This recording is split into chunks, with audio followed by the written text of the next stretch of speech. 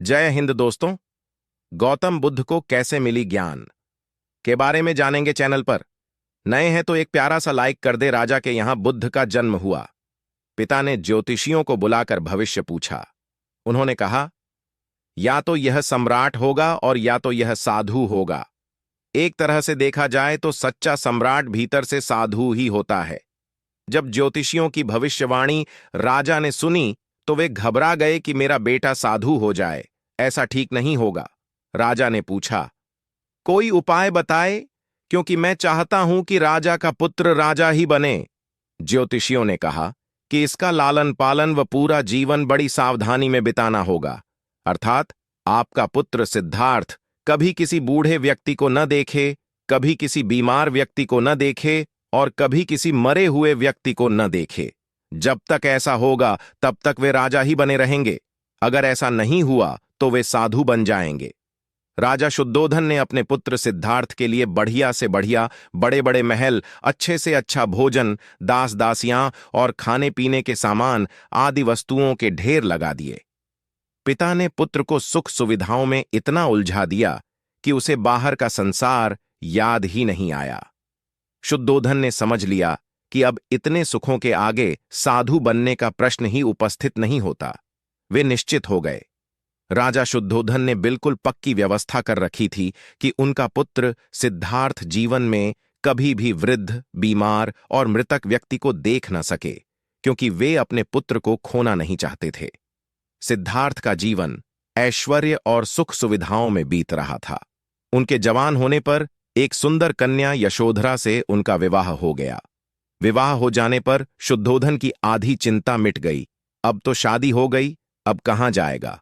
अब तो मेरा पुत्र बंधन में बंध गया है, अब उसके कहीं जाने का सवाल ही नहीं उठता। 1 वर्ष बाद बेटे का भी जन्म हो गया। उसका नाम राहुल रखा गया। अब राजा शुद्धोधन को बिल्कुल पक्का विश्वास हो गया कि अब यह कहीं नहीं जा सकता। एक दिन सिद्धार्थ ने कहा कि पिताजी, आज तक मैंने कभी अपनी राजधानी नहीं देखी। आपकी आज्ञा हो तो आज देख आऊं। राजा ने कहा, हां हां, अवश्य जाओ, अपना शहर देखकर आओ। एक सारथी को भी साथ में भेजा गया कि जाओ राजकुमार को राजधानी घुमा फिरा कर लाओ। फिर भी राजा ने चाक चौबंद इंतजाम कर रखा था कि कहीं चूक ना हो जाए। सिद्धार्थ के लिए राजधानी के प्रमुख मार्ग खूब सजाए गए थे, पर घूमते घूमते सिद्धार्थ ने थोड़ा उलटा मार्ग ले लिया। वे उस मार्ग से गुजरने लगे जहां पर तैयारी नहीं थी, और आज उनको बहुत आश्चर्य हुआ जब पहली बार उन्होंने एक बूढ़े आदमी को देखा। कमर झुकी हुई, पूरी चमड़ी में झुर्रियां पड़ी थीं। वह परेशानी और दुख से बेहाल था। उसकी चाल बहुत धीमी थी। बूढ़े की झुकी हुई कमर को देखकर सिद्धार्थ को एक झटका लगा और सारथी से उन्होंने पूछा, क्या एक दिन मैं भी बूढ़ा हो जाऊंगा? सारथी ने कहा, हां राजकुमार, हर व्यक्ति के जीवन में 3 अवस्थाएं आती हैं, बचपन, जवानी और बुढ़ापा। एक दिन तुम भी बुढ़ापे की अवस्था में जाओगे। हे राजकुमार, यह संसार का नियम है, चाहे गरीब हो या अमीर, सबका शरीर शिथिल अर्थात बूढ़ा होता है। राजकुमार सोच में पड़ गया। सारथी ने रथ को आगे बढ़ाया तो कुछ दूरी पर एक बीमार व्यक्ति मिला जो रोगों से घिरा हुआ था। उस पीड़ित व्यक्ति को देखकर राजकुमार का मन बहुत ही दुखी हुआ। राजकुमार ने पूछा, इसको क्या हुआ है? सारथी ने कहा, यह व्यक्ति बीमार है, इसलिए यह कराह रहा है। इस संसार में दुख और सुख दोनों हैं। यह अपने अपने भाग्य की बात है कि कोई दुखी है और कोई सुखी है। क्या मैं भी कभी बीमार हो सकता हूं? सारथी ने कहा, आप यह विचार अभी छोड़ दें। समय बड़ा बलवान होता है। ये सारी बातें कर्मों पर निर्भर करती हैं।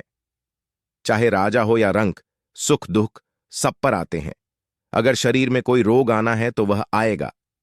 यह सब सुनकर राजकुमार सोच में पड़ गया। सारथी ने रथ को कुछ आगे बढ़ाया तो सामने से 4 कंधों के ऊपर एक अर्थी को जाते हुए देखा। राजकुमार ने ऐसा पहली बार देखा था। उसने सारथी से पूछा, यह क्या है?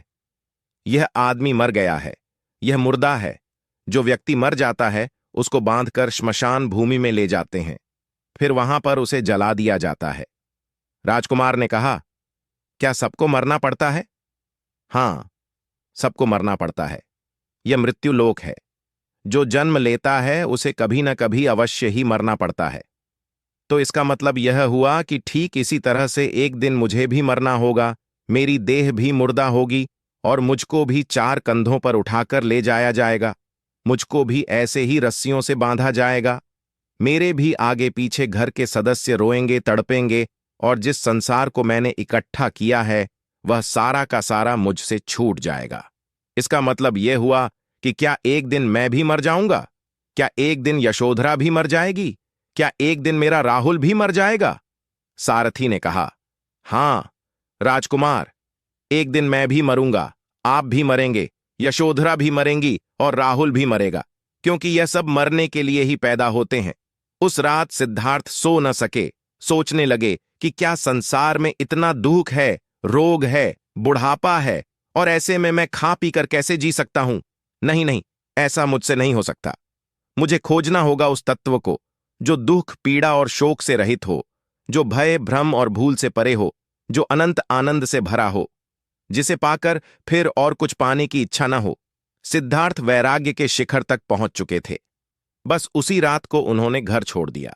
सारथी से कहा कि नगर की सीमा से दूर ले चलो। नगर के बाहर पहुंचकर सारथी को लौटा दिया। फिर कई दिनों तक वन में चलते गए। एक घने पीपल के वृक्ष के नीचे आसन लगाकर ध्यान में लीन हो गए। गौतम बुद्ध ने समझाया, ज्ञानी आदमी कैसे अपने ऊपर शासन करना जानता है। एक लड़का बहुत चतुर था। उसने बहुत सी कलाएं सीखीं। उसे तीर चलाना आ गया। वह नाव खेने लगा और बढ़िया से बढ़िया मकान बनाना सीख गया। उसके बाद वह घर लौटा। बड़े घमंड से वह लोगों से कहता, इस दुनिया में मेरे मुकाबले का कोई नहीं है, मैं सब कुछ जानता हूं। गौतम बुद्ध ने यह देखा तो सोचा, इसे शिक्षा देनी चाहिए। उन्होंने एक बूढ़े का रूप बनाया और हाथ में भिक्षा पात्र लेकर उसके पास गए। लड़के ने पूछा, तुम कौन हो? ये बुद्ध ने कहा, मैं अपने मन को वश में रखने वाला एक आदमी हूं। उनकी बात लड़के को समझ में नहीं आई। उसने कहा, आपका मतलब? बुद्ध बोले, कोई आदमी तीर चलाना जानता है, कोई नाव। गौतम बुद्ध ने यह देखा तो सोचा, इसे शिक्षा देनी चाहिए। उन्होंने एक बूढ़े का रूप बनाया और हाथ में भिक्षा पात्र लेकर उसके पास गए। लड़के ने पूछा, तुम कौन हो? ये बुद्ध ने कहा, मैं अपने मन को वश में रखने वाला एक आदमी हूं। उनकी बात लड़के को समझ में नहीं आई। उसने कहा, आपका मतलब? बुद्ध बोले, कोई आदमी तीर चलाना जानता है, कोई नाव खेना जानता है, कोई घर बनाना जानता है, लेकिन ज्ञानी आदमी अपने ऊपर शासन करना जानता है। लड़का बुद्ध के इतने कहने पर भी कुछ न समझ सका। उनसे फिर पूछा, अपने ऊपर शासन करना क्या होता है? बुद्ध ने कहा, अगर कोई उसकी प्रशंसा करे तो वह खुशी से नहीं फूलता, निंदा करे तो दुखी नहीं होता। इस तरह उसका मन उसके वश में रहता है। ऐसा आदमी किसी चीज या हुनर का अभिमान नहीं करता। बुद्ध की बात का उस लड़के पर ऐसा असर हुआ कि उस दिन से उसने डींग हाँकना बंद कर दिया।